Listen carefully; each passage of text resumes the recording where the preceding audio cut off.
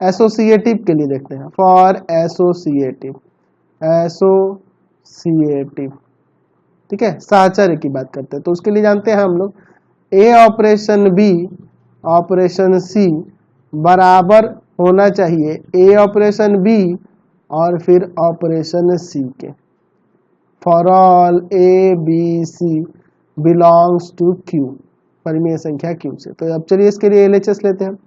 LHS में है a operation b operation सी। चलिए तो यहाँ पे क्या हो जाएगा, ए ऑपरेशन बी ऑपरेशन सी क्या हो जाएगा, तो हो जाएगा बी माइनस सी ना, देख रहे हैं ना, संक्रिया में क्या देख रहे हैं, बस माइनस आ जा रहा है। चलिए दोनों के बीच में माइनस, तो अब चलिए इसके और इसके ऑपरेशन करेंगे तो हो जाएगा ए माइनस बी माइनस सी, यानी कि आ जाएगा ए माइनस बी और प्लस सी। चलिए अब आरएचएस लेते हैं।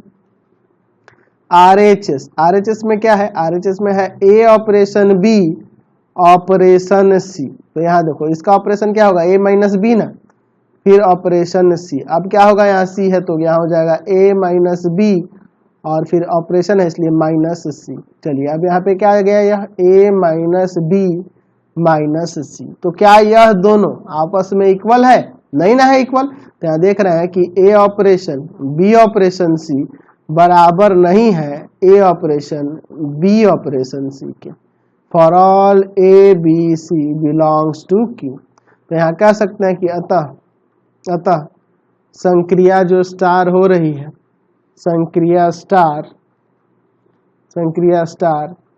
साहचर्य नहीं है, साहचर्य नहीं है, ठीक है, यह साहचर्य नहीं है, एसोसिएटिव नहीं है, यानी कि यह ना तो क्रम विनिमय है और ना ही साहचर्य है। ठीक है, चलते हैं अगले क्वेश्चन की ओर। चलिए दूसरा देखते हैं।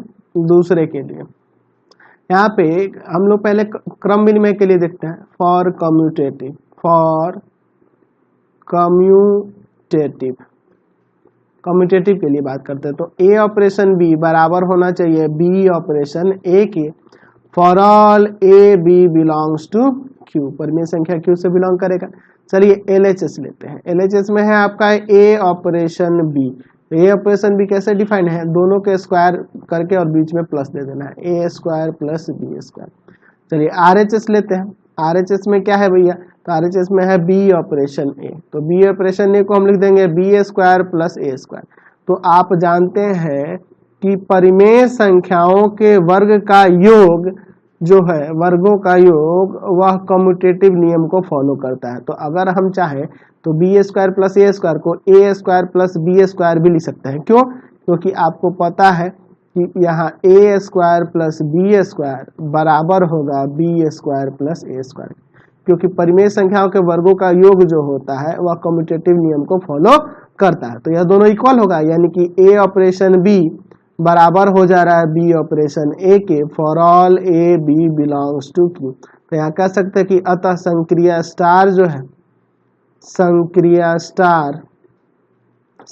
स्टार क्या है, क्रम विनिमय है, क्रम विनिमय है, क्रम विनिमय है। अब चलिए इसके लिए साहचर्य के लिए देखते हैं।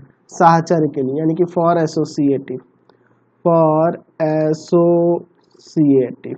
चलिए इस एसोसिएटिव के लिए बात करते हैं। तो एसोसिएटिव के लिए आपको पता है कि a operation b operation c बराबर होना चाहिए ए ऑपरेशन बी ऑपरेशन सी के, for all a b c belongs to Q. चलिए अब इसके लिए एलएचएस और आरएचएस लेते हैं।